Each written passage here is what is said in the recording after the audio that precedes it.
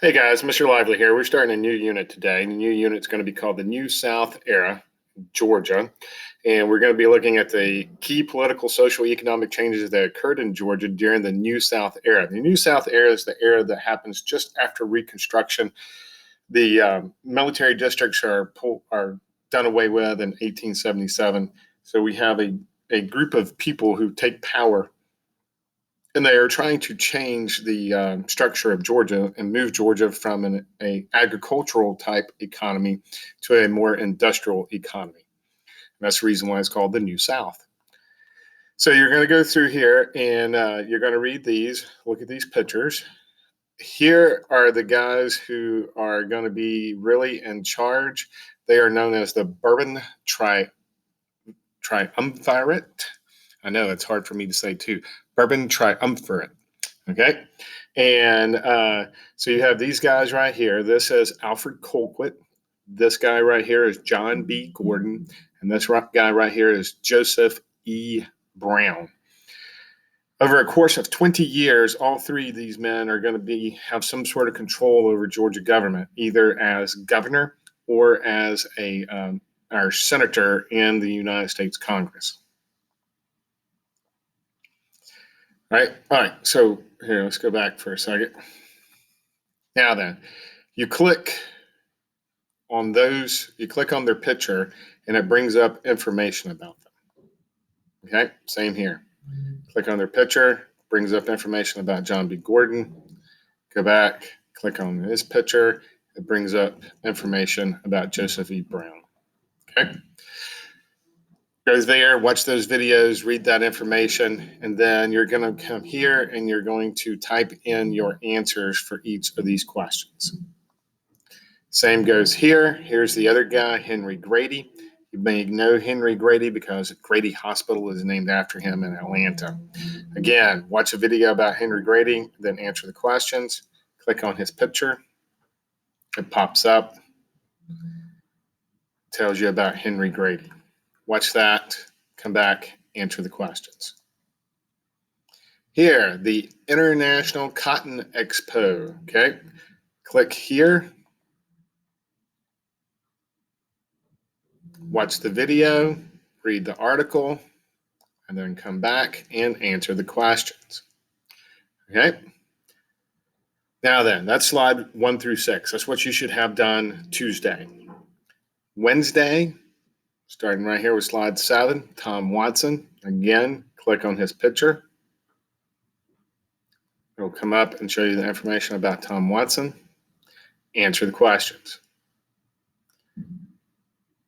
Rights denied to blacks. Again, guys, this is the period after Reconstruction. So there's a lot going on. The government has pulled out the military troops, the federal troops that were here, that were occupying the South and making sure that the 13th, 14th, and 15th Amendments were actually being followed. As we all know, that was not actually happening. So we had Jim Crow laws in place. We had disenfranchisement, which means African Americans were not being allowed to vote. And then we even had a race riot. And also, Plessy versus Ferguson was a court case that said that separate but equal was okay. And so what you had is you had separate, but they were definitely not equal. So in like train cars and in schools and public places, you would have one area that was designated for whites and another area that was designated for African Americans or people of color, and they were not equal, not at all. It wasn't even close, okay, as you can tell here. So go through, and we're going to go through this information. You're going to learn about the Jim Crow laws. Again, click here. Then all you have to do here is let me move that. Drag the thumbs up if the facts are true, thumbs down if the facts are false. So if you read this, and if you think it's true, you just come over here. You have to be out of present mode. You just grab that and you drag it over here. Okay? Or you drag this one and you put it over here. That's all you have to do. Plessy versus Ferguson, click on the image here for more information. So click here and then come answer the questions here about Plessy versus Ferguson. Disenfranchisement, again, it's the denial of the right to vote for people of color. Here are some of the ways that they did that, the way they denied the right to vote: poll taxes, the white primary, literacy test, the grandfather clause. It says click the underlined text below. So if you click on poll taxes, it's going to give you information about poll tax. When you come here and it says provide a summary of how each violated the rights of blacks. Okay. And then I think that's going to get you through, I think that gets you through Wednesday. Thursday, you start here with the 1906 Atlanta riot. This was a race riot that was completely started by the media.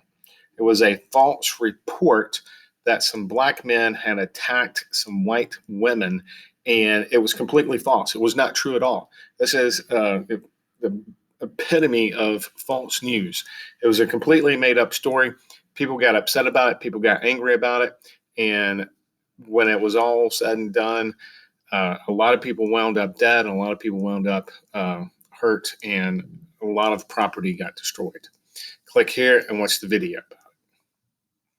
Come here again, using what you learned from the previous slide, drag an X over the information below that is inaccurate. So if it is inaccurate, you grab it and you drag it to the inaccurate one. Then we're going to learn about two very important African-American men, one named Booker T. Washington and the other one named W.E.B. Dubose. Okay? And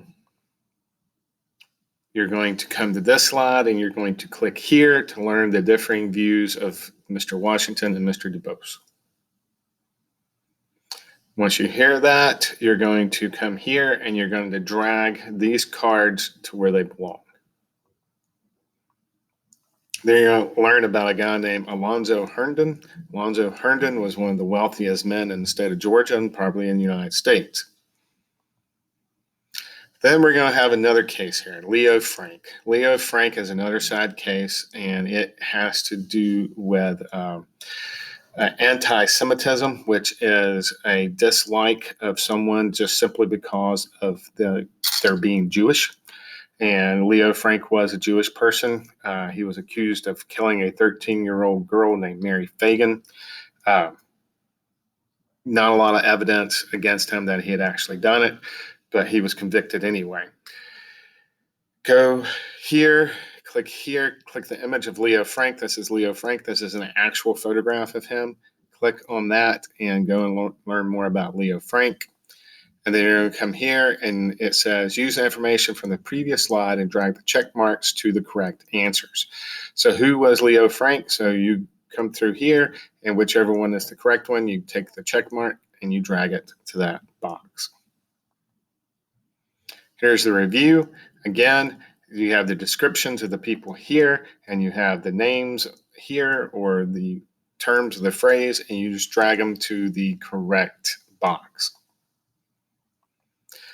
All right, guys, that's going to finish up everything. That should be finished by Thursday. Everything should be wrapped up and ready to turn in by Friday. If you have any questions, you can always ask me in class, or if you're in quarantine or at home, you can always send me an email. Have a great rest of the day.